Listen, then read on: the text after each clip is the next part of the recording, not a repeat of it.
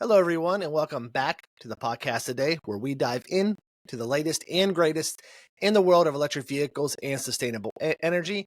I am your host, Joel, joined again with Sebastian from the Kilowatt Station. Sebastian, how are you doing today? Good. Good to hear.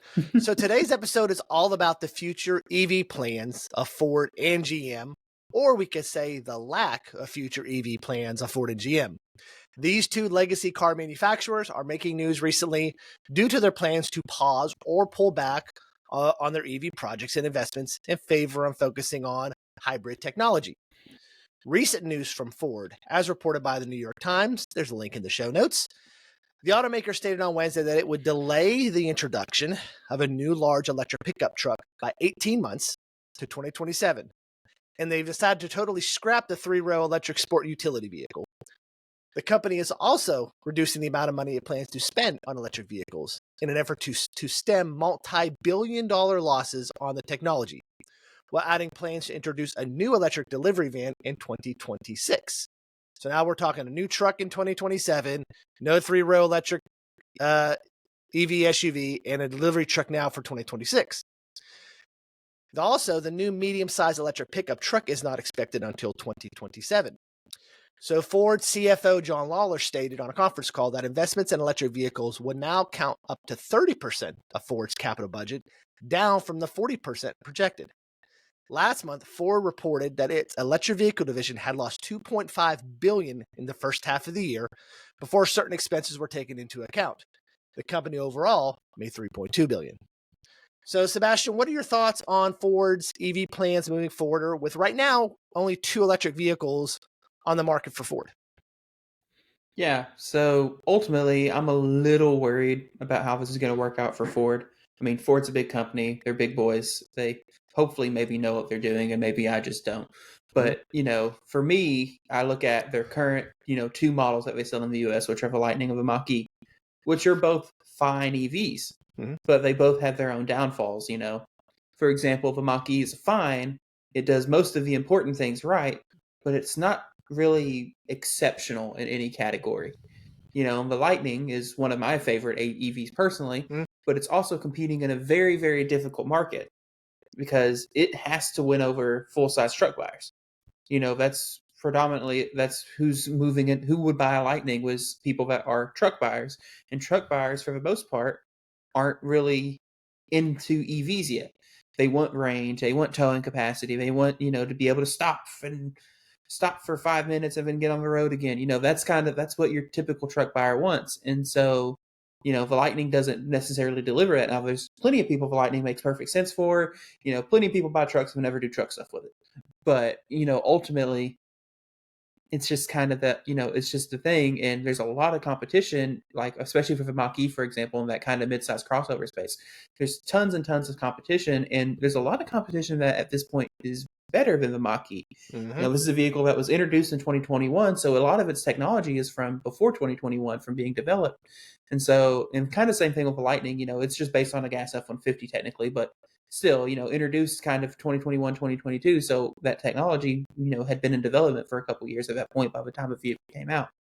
And so I kind of feel like if they are going to make those 2 models kind of soldier on until 2026, 2027, with only minor updates and then not release any other new EVs, that those 2 EVs are just going to continue to fall behind the pack because the advancements aren't stopping, right? We're seeing more and more vehicles maybe that have high voltage architecture, more autopilot kind of, driver's assistance features, etc. And as more and more high tech or, better quote unquote EVs join the market, I think we're going to see Ford cede what little market share they might already have to these newer higher tech EVs. So yeah, I totally agree with you. So if you look at Ford, and you stated directly, both of their EVs came out in 2021. So now we're looking at another one not till 2027. So they're going to have to ride these 2 EVs with probably no major upgrades in technology, range, battery, for a total of what 5-6 years we're talking about here. So, and we could say, and you look at the market, Hyundai Motor, which we just had a podcast about, they're coming out with more models. Rivian is coming out with more models. Tesla is, just read reports today, probably beginning of next year, Model Y is going to be redesigned. Plus, they'll have their next gen vehicle coming out. We just have all these Volvo. You have all these manufacturers. I mean, even Chevy, even GM, which we'll talk about in a little bit. They have cars in the pipeline that can help them sustain their EV sales for the next 2, 3, 4 years. Looking at Ford, it's the Lightning, the Mach-E or bust, and that's what I'm kind of worried about with them is that you'll still have those 5 or 10,000 people a year that buy these cars, but that's basically it. I mean, you're not gonna. Right. I don't see the market expanding with these. Do you kind of see that the same way with them? Maybe probably giving up a lot of market share in the next 2 or 3 years. Yep. Yeah, it'll be interesting to see how it works out. Especially I feel like if they were to release an electric 3-row SUV, it would probably do well because that's a competitive, highly sought after market that right now doesn't have a ton of competition in it. You either buy an R1S, which means you have a lot of money, or a Model X, which means you didn't actually need the 3rd row, or you buy an EV9. Like those are, and I guess I think one of them, Mercedes, has 3 rows, but again, you have a lot. That's not a class that Ford's probably going to compete in. And so anyway, it's interesting.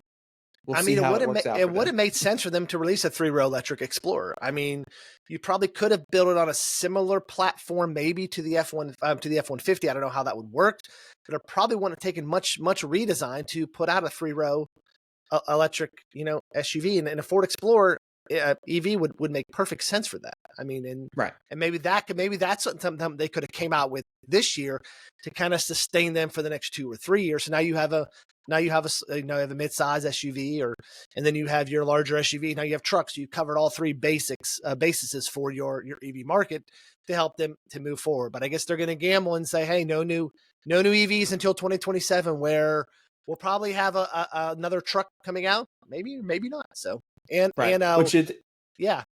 Or like they said, or the delivery van. I mean, that's what they're working on. Is a delivery van. So which isn't going to be a consumer facing mass product, right? Nope. How is the e-Transit done so far? It's a lot of. I think the e-Transit's a great vehicle. It has a perfect use case, whatever. But ultimately, it's a niche product. It is important. I just wanted to bring up, the Mach-E and Lightning both did receive updates for 2024, but they were minor updates. And I think most of the industry, when we saw they were minor updates, just kind of were like, oh, that's fine because there's going to be new EVs coming. Yep. So, And now it's like, well, actually, they're going to get delayed out again. So, So I guess we have to see what happens to the Ford's EV market share as these other consumers start building up. Rivian's coming out with all their new cars and things like that. We'll see what happens with them. All right, we're going to switch gears here and talk about GM, which I don't think is in dire need as Ford is. So we're going to shift over to the world of GM. The automaker recently announced an interview with Reuters that the company would cease to advertise its EV production plans for 2025. So I guess it's all hush secret now on what they're planning on doing for 2025. They're keeping it on the down low. Describing their approach. They're describing their approach as being flexible. So that's what they're saying. They're going to be flexible. So the company also announced that they are no longer firmly committed to its plans to produce 1 million electric vehicles by 2025. Well, we kind of figured that out. That was not going to happen. GM CEO Mary Barra stated that they are seeing a slowdown right now, and the future EV plans will be guided by the customer. Delays were also announced for GM's second U.S. electric truck plant and their Buick EV lineup. So I know they planned on making the Buick EV lineup all electric. They haven't talked about if that's ever going to happen now or not. GM did announce recently a deal with Samsung SDI on a new battery cell plant in Indiana. That's good news. But production of those cells won't start until 2027, as the plant was expected to begin making these battery cells in 2026. Okay, Sebastian, you are a GM owner. What are your thoughts on GM's electric vehicle plans and their current EV lineup to keep them afloat? Yeah, so you kind of touched on it a little bit at the beginning there. It's like, I don't think they're as dire. And I don't know if dire is the right word, because I don't think Ford is dire. I just think that they're going to back themselves into a tough position. But, GM's lineup is fairly new. The Equinox and the Blazer and the Lyriq and the Silverado and the Sierra, with, like, in the case of the Equinox and even the Blazer, those are within the last, like, Equinox is like within the last couple months, and the Silverado is within the last couple months, and the Blazer is within the year, and the Lyriq's within like 2 years. They're all fairly new. And I believe the Lyriq did get a little redesign or upgrade, didn't it? Yes, it did for Yeah, so yeah. 2024. They did some Yep. updating to it, just kind of simple improvements. Yep. Again, little updates, but when you're not expecting when in the normal life cycle, that's normal. Yep.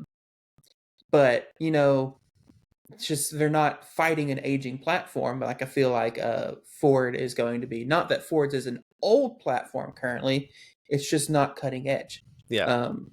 There's a lot of, I feel like, room for growth on the Ultium platform, and it's very modular, we've seen. So if GM wanted to spin up something fairly quickly, I feel like they could. And that's kind of what, the Bolt, for example, they're supposed to be bringing the Bolt back. Well, that kind of seemed to me like it was a kind of a spark decision, or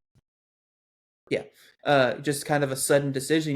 There was so much backlash, and ultimately they can do that because the platform's modular. Yep. Okay, we'll just take a couple modules off, use one motor instead of two, and then we just got to build the car. Yep. And so it's just a little interesting. As long as they're actually flexible, let me do my air quotes, flexible. Yes, flexible. And end quote, flexible, yes. We'll see what that means. I feel like that's I kind of have suspicion that's marketing speak, but who knows? Maybe they'll actually be flexible, and they'll just match supply and demand, because it feels like right now there's a lot of the EVs are just sitting on the ground, but they're also, I don't feel like necessarily marketing them as hard. There's, and also the car market in general is kind of slow right now. Mm-hmm. We've talked about it previously, between interest rates and inflation and people not making as much money as they probably should be to live, et cetera, et cetera, et cetera. It's a hard time to try to talk someone into buying a $30,000, $40,000, $50,000 car. Mm-hmm. But I think if they stay flexible and actually, can adjust their production based on what the market wants. Yes, sorry, flexible. I think it'll be okay.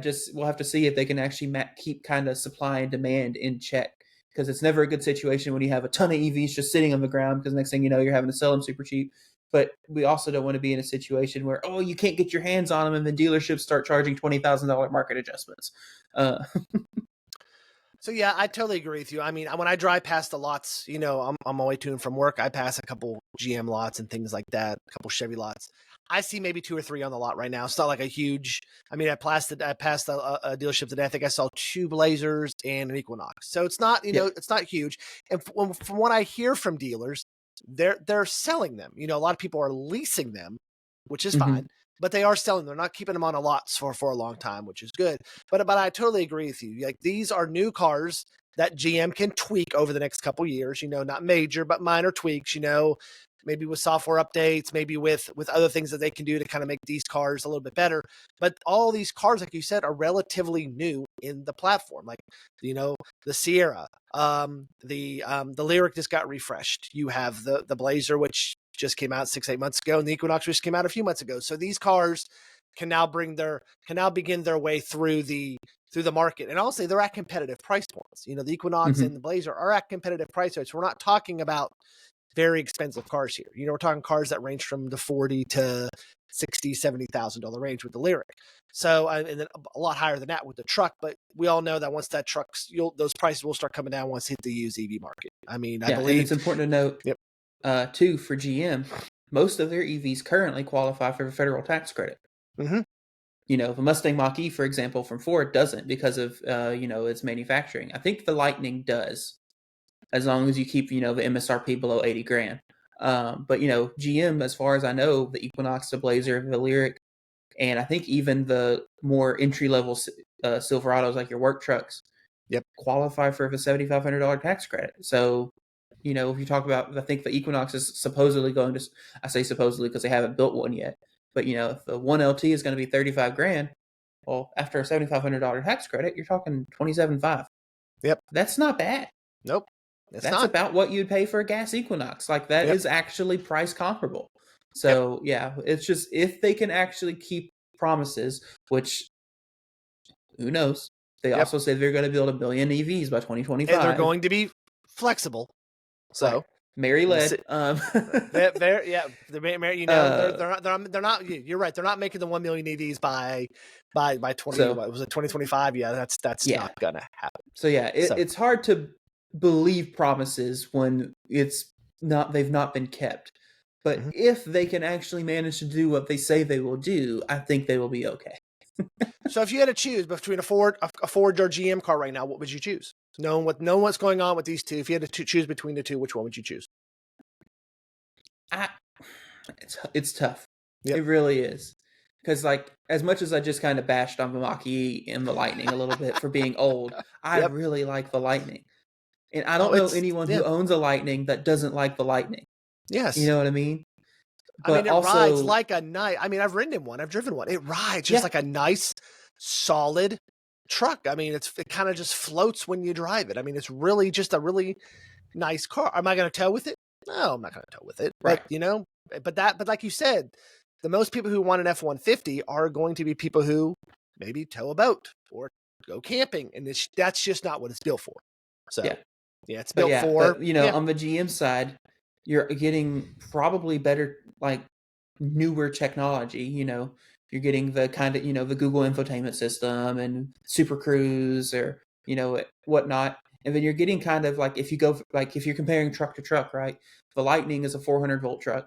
The Silverado and Sierra are an 800-volt truck. Mm-hmm. The Lightning base model Pro is I think starts at 50 or 55 grand, and you get 230 miles of range. The Silverado, you can get, I think, a work truck at 69,000. Used right now, high 50s. So that'll go 400 miles. Yep. They're both full-size trucks. They both have a good-sized truck bed. They both have a giant frunk. It's just, I don't know. It's kind of a hard market. Of course, I don't think there's really anyone paying MSRP for a Lightning right now, but that's a whole different conversation. Yep. But yeah, it's just hard. I don't know which one I would pick. I think it would really just depend on where you could get the best deal. That is true. All right, so now we're going to turn over to the listeners. What are your thoughts on the EV plans of Ford and GM? Are they making the right moves, or will the competition leave these two automakers behind? We would like to hear your thoughts in the comments below. Sebastian, thank you for joining us today as we examine the future EV plans of Ford and GM. Before you all leave today, don't forget to subscribe to the channel and tap on that notification icon so you know when new episodes drop. You can follow this podcast on X by searching at the EV Geek, and you can follow Sebastian by searching at Kilowatt Station. Thank you all for joining us today. We will see you again on our next episode. So long, everyone. See y'all.